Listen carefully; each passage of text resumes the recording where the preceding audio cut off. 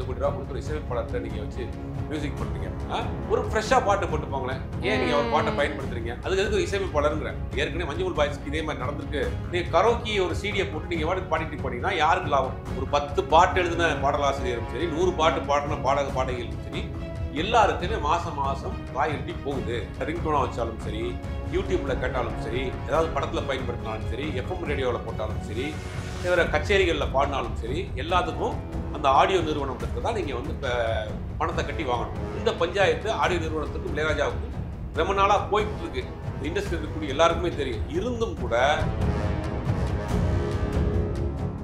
கருப்பை புற்றுநோய் குறித்த சந்தேகங்களுக்கான தங்கம் ஹோப்பை இலவசமாய் அணுகுங்கள். கிங் டிவி நேயர்களுக்கு வணக்கம். நான் உங்கள் கனிமொழி. இன்று நம்முடன் இணைந்திருக்கும் சிறப்பு விருந்தினர் ஜேர்னலிஸ்ட் சுபைர் அவர்கள். சார் வணக்கம். வணக்கம் சார். குட் பேட் அக்லி படம் ரிலீஸ் ஆகி, தலையோட படம் ரிலீஸ் ஆகி செம்ம சூப்பர் டூப்பர் ஹிட்டான படமா இப்போ போயிட்டு இருக்கு அப்படின்னே சொல்லலாம். ஆனா இந்த படத்துல பயன்படுத்தப்பட்ட 3 பாடல்களுக்கு என்னிடம் அனுமதி கேட்கவே இல்லை அப்படின்னு இளையராஜா அவர்களுடைய தரப்புல இருந்து வழக்கறிஞர் நோட்டீஸ் வந்து பட தயாரிப்பு நிறுவனமான மைத்ரி மூவி மேக்கர்ஸ் நிறுவனத்திற்கு அனுப்பப்பட்டிருக்கு. இதை பத்தி நீங்க எப்படி பாக்குறீங்க அப்படின்றது சொல்லுங்க. இல்ல, முதல்ல இந்த காப்பிரைட் இஷ்யூங்கிறது வந்து ரொம்ப நாளா போய்கிட்டு இருக்கு. அது இளையராஜா அவர்கள் சார்ந்த பிரச்சனையும் போயிட்டு இருக்கு. இது கோர்ட்லயும் அவர் சார்ந்த வழக்கும் பெண்டிங்ல இருக்கு. அதாவது ஐபிஆர்எஸ் அப்படின்னு ஒரு அமைப்பு இருக்கு. அந்த ஐபிஆர்எஸ் அமைப்பு தான் இந்தியாவில் இருக்கக்கூடிய இந்த மாதிரி எல்லா பாடல்களையும் அவங்க தான் காப்பிரைட் கிளைம் பண்ணி கொடுக்குறாங்க. அதான் மொத்தமாக காப்பிரைட் கிளைம் பண்ணி அதை வந்து தயாரிப்பாளருக்கு ஒரு பங்கு, இசையமைப்பாளருக்கு ஒரு பங்கு, பாடலாசிரியருக்கு ஒரு பங்கு, அப்புறம் பாடியவர்களுக்கு பங்கு, அப்புறம் அந்த ரைட்ஸ் வச்சுருக்கவங்க ஆடியோ ரைட்ஸ் வாங்கினவங்களுக்கு ஒரு பங்குன்னு பிரித்து கொடுக்குறாங்க. இப்போ தமிழ்நாட்டில் இருக்கக்கூடிய எல்லா இசையமைப்பாளர்களுமே அந்த ஐபிஆர்எஸ் அமைப்பில் இருக்கிறாங்க. இளையராஜாவும் இந்த ஐபிஆர்எஸ் அமைப்பில் இருந்தார். இப்போ கொஞ்ச நாளைக்கு முன்னாடி இந்த ஐபிஆர்எஸ் அமைப்புலேருந்து வெளியில் வந்துட்டார். வெளியில் வந்துட்டு இவர் தான் நேரடியாக இவருடைய லீகல் டீமில் இருந்து தான் இப்போ இந்த மாதிரியான காப்பிரைட் இஷ்யூக்கு இவர் நோட்டீஸ் அனுப்புறாரு. அப்படித்தான் இந்த குட் பேட் அக்லி படத்தில் 3 பாட்டு பயன்படுத்திருக்காங்க. அந்த விக்ரம் படத்தில் அந்த ஏஞ்சோடி பஞ்சாக்குருவி படம், அப்புறம் வந்து ஒன்றும் இளமை இதோ ஒரு பாட்டு, அப்புறம் வந்துட்டு இன்னொரு பாட்டு நாட்டுப்புற பாட்டு படத்தில் வந்த ஒத்தொரு பாயின் தாரேன் பாட்டு. இந்த 3 பாட்டையும் அவங்க வந்து பயன்படுத்திருக்கிறாங்க என்னுடைய அனுமதி இல்லாம அப்படின்னு அவர் நோட்டீஸ் அமைச்சிருக்காரு. அந்த பாடலை நீக்க வேணும், இல்லாட்டி 5 கோடி ரூபா கொடுக்கணும் அப்படிங்கிற மாதிரி ஒரு நோட்டீஸ் அமைச்சிருக்காங்க. இல்லை அஜித்தை வைத்து இவ்வளோ பிரம்மாண்டமாக தயார் பண்ணக்கூடிய படத்தில் இந்த மாதிரி காப்பிரைட் இஷ்யூ வரும்னு அவங்களுக்கு கண்டிப்பாக தெரியும். இதில் என்ன சிக்கல் அப்படின்னா, இந்த ரைட்ஸ் வந்து ஆடியோ ரைட்ஸ் வச்சிருக்கிறவங்கள்ட்ட வாங்குறதா இசையமைப்பாளர்கிட்ட வாங்குறதாங்கிறது தான் ஒரு சிக்கல். ஏற்கனவே மஞ்சுமல் பாய்ஸ்க்கும் இதே மாதிரி தான் வந்துச்சு. மஞ்சுமல் பாய்ஸ் வந்து என்ன பண்ணாங்க, அந்த பாட்டை வந்து அந்த படத்தினுடைய தயாரிப்பாளர் இருக்கிற முறையில் கமல்ஹாசன்ட்ட வாங்கிட்டாங்க. அதற்கு பிறகு இவர் கிளைம் பண்ணார். இப்போ என்ன சிக்கல் அப்படின்னா, இந்த வழக்கே கோர்ட்டில் இருக்குது. இது என்னென்னா, இன்டெலிஜென்ட் அறிவுசார் உரிமை அப்படிங்கிற ஒரு ஆக்ட் ஒன்று இருக்குது இந்திய அரசியலமைப்பு சட்டத்தில். அறிவுசார் உரிமைங்கிற அமைப்பில் அந்த படைப்பாளிகளும் இதில் வந்து பங்கு எடுத்துக்கலாம், படைப்பாளியும் இதில் ரைட்ஸ் கேட்கலாம் அப்படிங்கிற ஒரு நாம் இருக்குது. நீங்கள் ஒரு படத்தை ஒரு இசையமைப்பாளர் நடித்து மியூசிக் பண்ண படத்தை ஒரு தயாரிப்பு நிறுவனம், ஆடியோ நிறுவனம் வந்து வாங்கிட்டு போய் அதை பயன்படுத்திக்கலாம்.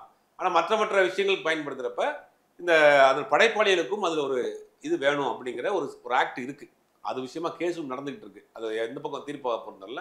இந்த டிஸ்ட்ரிபியூஷன் வந்து கோர்ட்டில் இருக்கிறப்ப இவங்க நேரடியாக போய் இளையராஜா அவர்கள்ட்ட கேட்காம அந்த ஆடியோ ரைட்ஸ் வச்சிருக்கக்கூடிய நிறுவனத்தில் வாங்கியிருக்கிறாங்க போல. இந்த குட் பேட் அக்லி படத்துக்கு அவங்கள்ட்ட வாங்கியிருக்கிறாங்க. இப்போ இவர் என்கிட்ட கேட்காம, எனக்கும் அதில் உரிமை இருக்கு, என்கிட்ட கேட்காம நீங்கள் எப்படி பயன்படுத்தலாம்ங்கிறது தான் இப்போ இந்த வழக்கினுடைய நோக்கம். அதனால தான் அவர் நோட்டீஸ் போட்டிருக்காரு.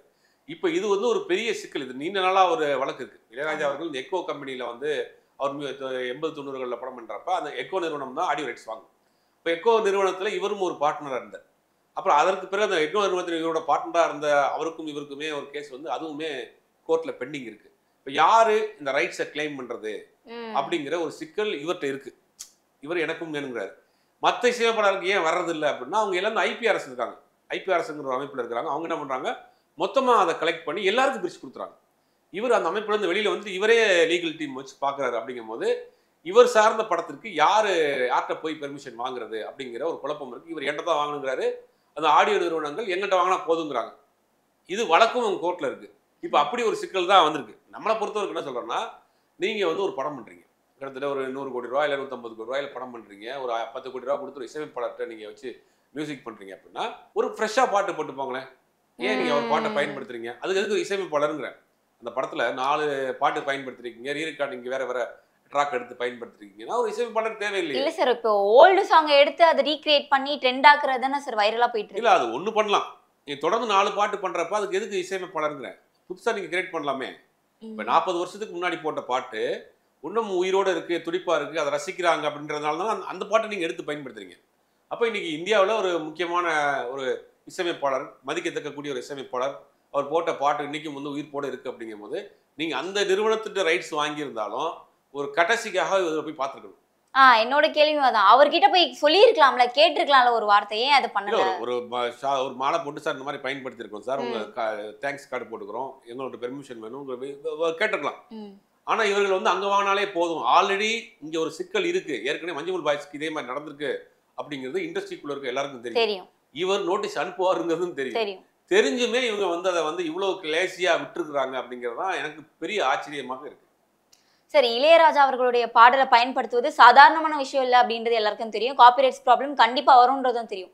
ஆனா இப்ப பலரும் என்ன பேசுறாங்கன்னா, இவருக்கு வேற வேலையே இல்லை, எல்லாத்துக்கும் காப்பிரைட்ஸ் கேட்கிறாரு அப்படின்னு சொல்றாங்க. ஆனா அவர் கேட்கறது நியாயமான விஷயம் தானே சார்? அவரோட இதுக்காக அவர் காப்பிரைட்ஸ் கிளைம் பண்றாரு, அது நியாயம் தானே? அவர் எந்த விதத்துல அது வந்து அநியாயமான செயலா கருதப்படும் சார்? இல்ல இதுல வந்து இப்ப நிறைய அதுல உள்ளுக்குள்ள சிக்கல் இருக்கு. இப்ப ஒரு பாடலை இந்த ஆர்கெஸ்ட்ரா பயன்படுத்துறாங்க, அவங்ககிட்ட கூட காசு கேட்கறாங்க அப்படின்னு ஒரு குற்றச்சாட்டு வைக்கிறாங்க இவர் மேல. அதுல என்ன நடக்குது அப்படின்னா, ஒரு கல்யாண வீடு இருக்கு, கல்யாண வீட்டுல முழுவதுமா இளையராஜா பாட்டை நீங்க பாடுறீங்க அப்படின்னா அதை நீங்க கரோக்கி போட்டு பாடுனா அதுக்கு நீங்க ரைட்ஸ் வாங்கணும். இது ரொம்ப முக்கியமான விஷயம். ஒரு கல்யாண வீடு நடக்குது, அந்த கல்யாண வீட்டுல நீங்க கரோக்கி போட்டு நீங்க பாட்டு பாடிட்டே இருக்கீங்க, இளையராஜா பாட்டு ஒரு 10 பாட்டை பாடினீங்கன்னா அதுக்கு நீங்க ரைட்ஸ் வாங்கணும். கல்யாண வீட்டுல அதே கல்யாண வீட்டுல ஆர்கெஸ்ட்ராவை வச்சு நீங்க பாடினா ரைட்ஸ் வாங்க தேவையில்லை. இது ரெண்டுக்கு டிஃபரன்ஷியேஷன் புரிஞ்சுக்கணும். ஒரு தபேலா பிளேயரு, ஒரு வயலின் பிளேயரு, ஒரு கிட்டாரிஸ்ட், ஒரு கீபோர்ட் பிளேயரை வச்சு நீங்க லைவா அந்த பாட்டை வாசிச்சு நீங்க பாடினீங்கன்னா அதுக்கு ரைட்ஸ் வாங்க வேண்டிய அவசியம் இல்லை. ஏன் அப்படின்னா அந்த ஒரு 10 இசைக்கலைஞர்களுக்கு வேலை போகுது. நீங்க அவங்களுடைய உழைப்பையும் சுருண்டிட்டு நீங்க கரோக்கி ஒரு சீடியை போட்டு நீங்க பாட்டுக்கு பாடிட்டு போனீங்கன்னா யாருக்கு லாபம்? இப்போ ஒரு மியூசிக் ட்ரூப் இருக்கிறாங்க, அந்த மியூசிக் ட்ரூப்ல வந்து எல்லா இசைக்கலைஞர்களையும் கட் பண்ணிட்டு இவங்க வாட்டுக்கு ஒரு ட்ராக் ஒன்று போட்டுட்டு, கரோக்கி ட்ராக் போட்டுட்டு இவங்க மேலே ஒரு 2 சிங்கரை கூட்டு வந்து பாடிட்டு காசை வாங்கி பாக்கெட்டில் போயிட்டாங்க ஒரு மியூசிக் ட்ரூப்னா இதில் யாருக்கு லாபம்? அந்த பாட்டை இசையமைத்தவருக்கு லாபம் கிடையாது, அந்த பாட்டை நம்பி இருக்கக்கூடிய இசை கலைஞருக்கு லாபம் கிடையாது, யாருக்குமே கிடையாது. இப்போ அதனால தான் என்ன பண்ணுறோம், அதில் காப்பிரைட்டில் வருது. நீங்கள் அந்த கரோக்கி பாடினா காப்பிரைட் வரும், கரோக்கி இல்லாமல் நீங்கள் லைவ் இன்ஸ்ட்ருமெண்ட் போட்டு பாடினீங்கன்னா காப்பிரைட் கிடையாது. ஆனால் அதே நேரத்தில் டிக்கெட் போட்டு விற்றீங்கன்னா காப்பிரைட் வரும். நீங்கள் கரோக்கி போட்டாலும் சரி, லைவ் இன்ஸ்ட்ருமெண்ட் போட்டாலும் சரி, நீங்கள் ஒரு மியூசிக் ஆர்கெஸ்ட்ரா போட்டிங்கன்னா, ஒரு கான்செர்ட் போட்டிங்கன்னா, டிக்கெட் போட்டு விற்றீங்கன்னா அதுக்கு ரைட்ஸ் வாங்கணும். இப்போ நீங்கள் ஒரு படத்தில் நீங்கள் பயன்படுத்துறீங்க, இதை எடுத்து சம்பாதிக்கிறீங்க. இப்போ அந்த சீனுக்கு பின்னாடி நீங்கள் ஒரு 3 பாட்டை போடுறப்ப அந்த 3 பாட்டை பார்க்குறதுக்கும் ஆள் வர்றாங்களே, அதுலேயும் நீங்கள் வாங்கின 150 ரூபா டிக்கெட்டில் அதுக்கும் ஒரு ஷேர் போதில்ல. அப்போ இந்த பாட்டை எடுத்து சம்பாதிக்கிறீங்கல்ல. அப்போ இளையராஜா அவர்களுக்கும் ஏற்கனவே அந்த ஆடியோ நிறுவனத்திற்கும் ஒரு பிரச்சனை இருக்குங்கிறது உங்களுக்கு தெரியும். அந்த வழக்கு கோர்ட்டில் இருக்கிறது உங்களுக்கு தெரியும். அங்கே வாங்கினா நோட்டீஸ் அனுப்புறாங்கிறதும் தெரியும். இத்தனை பிரச்சனையும் தெரிஞ்ச பிறகு ஒரு பெரிய படத்தில் இவ்வளோ கேர்லெஸ்ஸாக நீங்கள் ஏன் இருந்தீங்கிறது தான் பெரிய கேள்வியே. இப்போ சரி, இப்போ அப்போ மற்ற இசையமைப்பாளர்களும் நீங்கள் சொன்ன மாதிரி அவங்க போடுற மியூசிக்கு காப்பிரைட்ஸ் கிளைம் வாங்கிட்டு தான் இருக்காங்க. இவர் வந்து வெளியே வந்ததுனால இவர் தெரியுறாரு, அவங்க தெரியாம இருக்காங்க. எல்லா இசையமைப்பாளர்களும், ஒரு 10 படம் பண்ண இசையமைப்பாளரும் சரி, 100 படம் பண்ண இசையமைப்பாளரும் சரி, ஒரு 10 பாட்டு எழுதின பாடலாசிரியரும் சரி, 100 பாட்டு பாடின பாடகிகளும் சரி, எல்லாருக்குமே மாசம் ராயல்ட்டி போகுது. அது ஐபிஆர்எஸ் வாங்கி பிரித்து கொடுக்குறாங்க.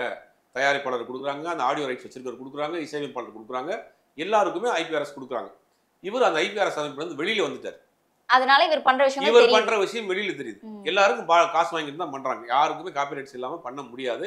ஆட்டோமேட்டிக்காக வந்து அந்த மாதிரி அல்காரிதம் செட் பண்ணிட்டாங்க. சோசியல் மீடியாவிலையும் சரி, மற்ற பிளாட்ஃபார்ம்லையும் செட் பண்ணிட்டாங்க. நீங்கள் உடனே பாட்டை போட்டிங்கன்னா உடனே ஆட்டோமேட்டிக்காக நோட்டீஸ் வர்ற மாதிரி அல்காரிதம் செட் பண்ணிட்டாங்க. அப்படிங்கும்போது எல்லாருக்குமே காசு போகுது. இவர் நேரடி இப்போ இளையராஜாவே ஐபிஆர்எஸ்ல இருந்து நோட்டீஸ் அமைச்சிருந்தாங்கன்னா பிரச்சனை வராது. இவர் ஐபிஆர்எஸ்ல இருந்திருந்தா இந்த பிரச்சனையே வந்திருக்காது. என்ன நடந்திருக்கு அப்படின்னா, நேரடியாக இந்த படத்தை 4 பாட்டு பயன்படுத்துறோம், எவ்வளோ சார் வேணும் அப்படின்னு காசை கொடுத்து வாங்கி போயிடுவாங்க, பிரச்சனை வராது. இப்போ இது யார்கிட்ட வாங்குறதுங்கிறது தான் சிக்கல். இளையராஜா அவர்கள்ட்ட வாங்குறதா இல்லை அந்த பாடல் வச்சிருக்கிற உரிமை வச்சிருக்கிற ஆட்கிட்ட வாங்குறதாங்கிறது சிக்கல் கிடையாது. ஏன் அப்படின்னா, அந்த காலகட்டத்தில் ஒரு பாட்டை முழுவதுமாக ஒரு ஆடியோ நிறுவனம் வாங்குறப்ப இந்த மாதிரியான டிஜிட்டல் பிளாட்ஃபார்ம்ஸ்லாம் கிடையாது. கேசட் போடுவாங்க, முதல் ரெக்கார்டாக இருந்தது, அதற்கு பிறகு கேசட்டாக வந்தது, அதற்கு பிறகு சிடியாக வந்தது, அப்புறம் நம்ம இன்னைக்கு டிஜிட்டலாக வந்துச்சு. இப்போ அந்த கேசட் வரைக்கும் தான் ரைட்ஸு, அதற்கு பிறகு ரைட்ஸ் வந்து நம்ம அதில் வந்து இன்க்ளூடே பண்ண முடியாத அந்த அக்ரிமெண்ட் போடுறப்ப. இப்போ அதெல்லாம் சிக்கல். இப்போ அதுக்கு பிறகு வரதெல்லாம் யாருக்கு சொந்தம் அப்படிங்கிறதெல்லாம் இப்போ சிக்கல் வந்துருக்குது. இப்போ வந்து இப்போ டிஜிட்டல் ஃபார்ம் 2000க்கு பிறகு வந்து இளையராஜா படத்தினுடைய பாடல்கள்லாம் சிக்கல் இருக்காது. உதாரணத்துக்கு அழகி படம், அழகியில் எல்லாமே ஹிட் பாட்டு. அந்த பாட்டை முழுவதுமாக ஆடியோ நிறுவனத்தை தான் நீங்கள் வாங்க முடியும். ரைட்ஸ் ஃபுல்லாக அவர்கிட்ட தான் இருக்கு. இந்த ஆடியோ நிறுவனத்தில் தான் ரைட்ஸ் இருக்கு. இந்த உன்குத்தமா என்குத்தமா பாட்டை நீங்கள் வந்து ரிங்டோனாக வச்சாலும் சரி, யூடியூப்பில் கேட்டாலும் சரி, ஏதாவது படத்தில் பயன்படுத்தினாலும் சரி, எஃப்எம் ரேடியோவில் போட்டாலும் சரி, வேறு கச்சேரிகளில் பாடினாலும் சரி, எல்லாத்துக்கும் அந்த ஆடியோ நிறுவனத்தை தான் நீங்கள் வந்து பெர்மிஷன் வாங்கி பணத்தை கட்டி வாங்கணும். அதை விட்டுட்டு நீங்கள் வந்து மற்ற இடங்களில் வாங்குறதுக்கு முடியாது. ஏன்னா 2000க்கு பிறகு டிஜிட்டல் ஆன பிறகு அந்த சிக்கல் இருக்காது. அதை அந்த முன்னாடி 90 80 90 காலகட்டங்களில் அதை முறைப்படுத்துவதற்குண்டான டாக்குமெண்டேஷன் கிடையாது.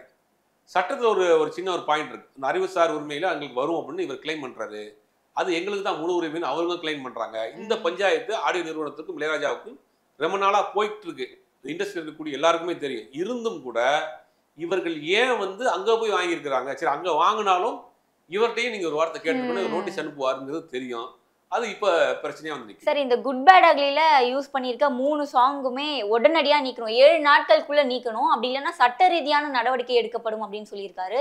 அப்படி என்ன விளைவுகளை சந்திக்க நேரிடும் சார் 7 நாளுக்குள்ளே நீக்கலனா? கோர்ட்டுக்கு கேஸ் போகும், நீதிமன்ற வழக்கு நடக்கும்.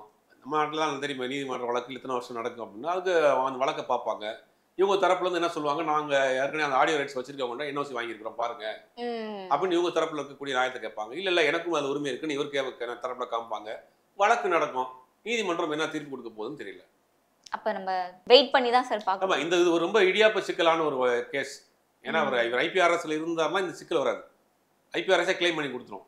இவர் தனியாக வந்ததுல இருந்து தான் இப்போ யாருக்கு உரிமை, அது அந்த ஆடியோ ரைட்ஸ் வாங்கின நிறுவனத்துக்கு சொந்தமா, இசையமைப்பாளருக்கு சொந்தமா அப்படிங்கிற ஒரு பெரிய ஒரு டிபேட்டே போயிட்டு இருக்கு. வழக்கும் நீதிமன்றத்தில் இருக்கு. அப்படிங்கும்போது இவர் தெரிஞ்ச ஏன் போய் வாங்கினாங்கிறது தான் தெரியல. இப்போ நீதிமன்றத்தில் வழக்கு போயிடுச்சு, நோட்டீஸ் அனுப்பிச்சிருக்கிறாங்க. அவர் பதில் தரப்பு நோட்டீஸும் அனுப்புவாங்க. நீதிமன்றம் தான் இறுதி முடிவு எடுக்கும். சரி, ஆல்ரெடி நம்ம ட்ரைலர் ரிலீஸ் பண்ணும்போதே இதுல வந்து சில பாடல்களை வந்து ட்ரைலர்லேயே காமிச்சிருக்காங்க சார். அப்போ அந்த ட்ரைலரை பார்த்தே வந்து இவர் கேஸ் போட்டிருக்கலாமே, ஏன் படம் ரிலீஸ் ஆகி அதுக்கு வெயிட் பண்ணி இப்போ வந்து அந்த கேஸ் போடணும் அப்படின்ற ஒரு கேள்வி எல்லாருக்குமே இருக்கு, நம்மளுக்கு இருக்கு. அது ஏன் விட்டாருன்னு தெரியல. ஒருவேளை வந்து அதற்கு படம் ரிலீஸ் ஆகிறதுக்கு முன்னாடி நம்மகிட்ட எதுவும் பேச்சுவார்த்தைக்கு வருவாங்கன்னு நினச்சிருக்கலாம். ட்ரெய்லரில் இருக்குது, படம் ரிலீஸ் ஆகிறதுக்கு முன்னாடி நம்மளை சம்மந்தமாக பேசியிருக்கலாம், இல்லாட்டி முழு படத்தையும் பார்த்துட்டு நம்மகிட்ட பேசுவோம் அப்படின்னு நினச்சிக்கலாம். பட் வெயிட் பண்ணியிருக்காரு போல. அவரும் ஒரு டைம் கொடுத்துருக்காரு. அவர் மேலே தப்பும் கிடையாது. அவர் ஒரு டைம் ஒரு பாட்டை பயன்படுத்திட்டீங்க, அவர் ஒரு டைம் கொடுக்குறாரு. அந்த டயத்தை பயன்படுத்தி நீங்கள் அவர்கிட்ட பேசிருக்கலாம். குறைந்தபட்சம் ஒரு லீகல் நோட்டீஸாக அவர்கிட்ட கேட்டுக்கலாம், இல்லை ஒரு என்ஓசியாவது அவர்கிட்ட வந்து வாங்கியிருக்கலாம். அவர் டைம் கொடுத்துருக்காரு, இது வரைக்கும் ஏதாவது நம்மகிட்ட வந்து பேசுவாங்களான்னு வெயிட் பண்ணி பார்த்துருக்காரு. அவர் திருப்பி அவங்க தரப்புல இருந்து எந்த விதமான ரியாக்ஷனும் இல்லை. படம் ரிலீஸ் ஆகி 1 வாரத்துக்கு மேலே ஆயிடுச்சு. அப்படிங்கும்போது வழி இல்லாமல் ஒரு நோட்டீஸ் அனுப்பிச்சு. ட்ரைலர் பார்த்ததுக்கு அப்புறமே அவர் வந்து பேசியிருக்கலாம்ல சார், இல்லை முன்னெச்சரிக்கை நடவடிக்கை ஏதாவது சொல்லியிருக்கலாம் இல்லையா? இல்லை, அவர் பெருந்தன்மையாக விட்டுருக்கிறாரு. வந்து பேசியிருக்கலாம், பேசுவாங்க அப்படின்னு ஒரு நம்பிக்கையோட பெருந்தன்மையாக விட்டுருக்கிறாரு. பட் அவங்க அதை பயன்படுத்திக்கல. இந்த சிக்கல் இருக்குன்னு தெரிஞ்சும் இண்டஸ்ட்ரியிலேருந்து ஒரு பெரிய நிறுவனம் ஏன் பண்ணாங்கன்னு தெரியல. ஒருவேளை அவங்க வெளி மாநிலத்தை சேர்ந்த தயாரிப்பு நிறுவனம் மைத்ரி மூவி மேக்கர்ஸ், ஒருவேளை அதனால இந்த சிக்கல்லாம் இருக்குமாங்கிறது அவங்களுக்கு தெரியல. ஏன்னா ஜிவி பிரகாஷ்க்கு தெரியும், ஆதிக் ரவிச்சந்திரனுக்கு தெரியும். அவங்களாம் அதை வந்து கொஞ்சம் கம்பெனிக்கு சொல்லி அவர்கிட்ட ஒரு பெர்மிஷன் வாங்கியிருக்கலாம். நீங்கள் கேட்ட மாதிரி ட்ரெய்லரில் வந்துச்சு, அப்போ ஏன் வரல, இப்போ வந்திருக்குன்னா அவருக்கு ஒரு டைம் கொடுத்துருக்கலாம். படம் ரிலீஸ் ஆகிறப்ப நம்மகிட்ட வந்து பேசிடுவாங்க அப்படின்னு அவங்க வரல. அதுக்கு இப்படி இப்போ அடுத்த கட்டமாக இப்போ லீகலாக ஆகிருக்காது. சரி, இந்த குட் பேட் அக்லிலேயே டார்கின்ற ஒரு சிங்கரும் நடிச்சிருக்காரு. அதோட ஃபுல் பாடல் புலின்னு சாங் ரொம்ப ஃபேமஸான சாங் அது. அந்த ஒன்ஸ் அப்பான டைம் இந்த படத்தில் அதோட ஃபுல் சாங் வச்சுருப்பாங்க. ஆனால் அதுக்கும் அவர் எந்த காப்பிரைட்டும் கிளைம் பண்ணல, அவர் நடிக்கவும் செஞ்சுருக்காங்க. பட் இப்போ வந்து இளையராஜா இந்த மாதிரி பண்ணும்போது இதை எப்படி பார்க்குறீங்க நீங்கள்? இல்லை, அது கிட்டத்தட்ட ஒரு 10 வருஷத்துக்கு முன்னாடி வந்து பயங்கர ட்ரெண்டிங்காக போன ஒரு சாங்கு. அதை வந்து இந்த படத்தில் ரீமிக்ஸ் பண்ணியிருக்காங்க. ரீமிக்ஸ் பண்ணி அவரையே நடிக்க வச்சிருக்காங்க, பாடி நடிக்க வச்சிருக்காங்க. அது ஒரு பிரைவேட் ஆல்பம், அது படம் கிடையாது. அவர் ஓன் கிரியேஷன் தான். அவருடைய ஓன் கிரியேஷன், அவர் ஓன் லிரிக்கு, அவரே பாடினது தான். அப்போ முழு அத்தாரிட்டி காப்பிரைட்ஸ் அவர்கிட்ட தான் இருக்கும். அதனால் அவரே நடிக்க வச்சிருக்கிறதுனால அவர்கிட்ட என்ஓசிலாம் வாங்கியிருப்பாங்க. சப்போஸ் நீங்கள் சென்சார் போகிறப்போ அதெல்லாம் சப்மிட் பண்ண வேண்டிய சூழ்நிலை வரும் இப்போலாம். அப்படிங்கிறதுனால அவர்கிட்ட என்ஓசி வாங்கியிருப்பாங்க. அதனால அவரே நடிச்சிருக்கிறாரு, அவரே ஓன் கிரியேஷனு, அவர் ஓன் ஆல்பம். அப்படிங்கிறதுனால இந்த மாதிரியான பிரச்சனைகள் வராது. இது மற்ற பாடல்கள் இப்போ அந்த படத்துல வேற சில ட்ராக்ஸ்லாம் எடுத்து பயன்படுத்தியிருக்காங்க, அவங்கள்ட்ட வாங்கியிருப்பாங்க. இதுலேயுமே எனக்கு தெரிஞ்சு அவங்க வாங்கிட்டு தான் கண்டிப்பாக பண்ணியிருப்பாங்க. பட் இவர் தரப்புல கிளைம் பண்ணுறது என்னன்னா, எனக்கும் அந்த ரைட்ஸ் இருக்குது அப்படிங்கிறது தான் இப்போ இவ்வளோ இங்கே நடந்திருக்கக்கூடிய சிக்கல். சார், ஆக்சுவலாக இப்போ ஒரு பாடல்னு எடுத்துக்கிட்டோம்னா அது தயாரிப்பாளருக்கு சொந்தமா, இல்லை இசையமைப்பாளருக்கு சொந்தமா, இல்லை லிரிக் ரைட்டருக்கு சொந்தமா சார்? கோழியிலிருந்து முட்டை வந்ததா இல்ல முட்டையிலிருந்து கோழி வந்ததாங்கிற கொஸ்டின் தான் இது. ஆக்சுவலா என்னன்னா, ஒரு தயாரிப்பாளர் ஒரு படம் போட்டு ஒரு படம் எடுக்கிறாரு, அதுக்கு ஒரு மியூசிக் டைரக்டரை ஃபிக்ஸ் பண்றாரு. அந்த மியூசிக் டைரக்டர்கிட்ட காசு கொடுத்து அந்த 5 பாட்டை வாங்கிட்டாரு. வாங்கி அந்த படத்துக்கு பயன்படுத்திட்டு அந்த பாடலை ஒரு ஆடியோ நிறுவனத்துக்கு விற்றுருவாங்க. அந்த ஆடியோ நிறுவனம் வந்து சிடி போடுவாங்க, இல்லாட்டி மற்ற பிளாட்ஃபார்மில் போட்டு அதை அவங்க காசு எடுத்துக்குவாங்க. இதுதான் வந்து ஆடியோ நிறுவனம் தான் முழுமையான சொந்தம் இப்பெல்லாம். இப்போ அதில் என்ன சிக்கல்னா, நீங்கள் வெளியில் விற்றாலுமே அந்த அறிவுசார் சொத்துரிமைங்கிற ஆக்டில் எங்களுக்கும் அதில் பங்கு இருக்கு அப்படிங்கிற ஒரு சிக்கல் வருது. இப்போ அதுக்காகத்தான் ஐபிஆர்எஸ் நிறுவனம் என்ன பண்ணுதுன்னா, இந்த மாதிரியான பாடல்கள் நீங்கள் ஐபிஆர்எஸ் நிறுவனத்தில் நீங்கள் மெம்பர் ஆகிட்டீங்கன்னா உங்களுடைய பாடலை அவங்க ரிஜிஸ்டர் பண்ணிடுவாங்க.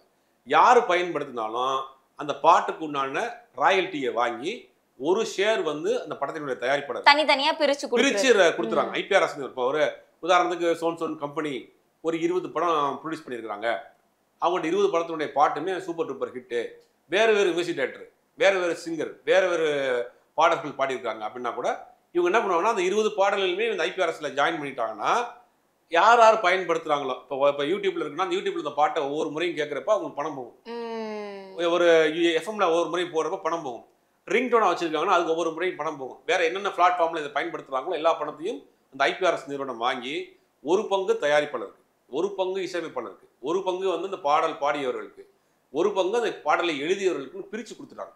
இந்த சிக்கலே வரக்கூடாது, யாருக்கு சொந்தம், ஏன்னா இந்த அறிவுசார் சொத்துரிமை ஆக்டில் வர்றதுனால இவங்க வாங்கி பிரித்து கொடுத்துறாங்க. இளையராஜாவும் ஐபிஆர்எஸ்ல இருந்தாருன்னா இந்த சிக்கலே வந்திருக்காரு. எல்லாருக்கும் பிரித்து கொடுத்துருப்பாங்க. இவர் நான் இருக்க மாட்டேன்னு வெளியே ஏறிட்டார். அதனாலதான் இவ்வளவு சிக்கல் வந்து நிற்குது. ஓகே சார், இந்த இளையராஜா சம்பவம் குறித்து ஒரு சரியான புரிதல் கொடுத்திருந்தீங்க. எனக்கும் அது ரொம்ப தெளிவா இருந்தது கேட்கும்போது. தொடர்ந்து பேசலாம். நன்றி சார். கருப்பை புற்றுநோய் குறித்த சந்தேகங்களுக்கான தங்கம் ஹோப்பை இலவசமாய் அணுகுங்கள்.